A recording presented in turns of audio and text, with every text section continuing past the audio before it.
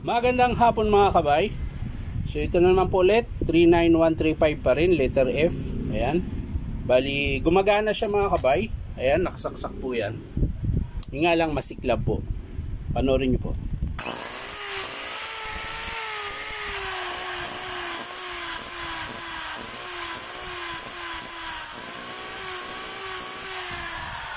Ayan. So, titingnan natin yan mga kabay kung bakit masiklab siya. Bubuksan natin. So, tara samahan nyo ako mga kabay. So, ayan mga kabay.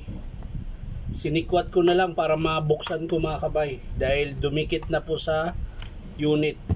Ayan po, ganun din po lusaw. Tingnan nyo po yung posisyon ng field quilt. Nakatagilid na po. Ayan, hindi na siya pantay. Ganun din po ito ang estimate mga kabay. Ayan no. Pakita ko sa inyo mga kabay. Lusaw din po. Ayan. Tingnan nyo po.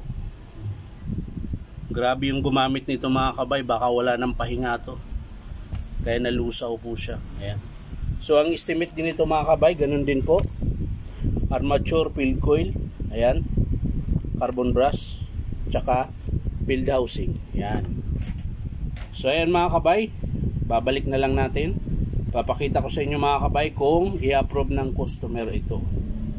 Ayan. Kaso lang, parang malabo na mga kabay. Kasi ang bago kasi nito mga kabay, 3.5 lang. Meron ka ng 1 year warranty parts and service.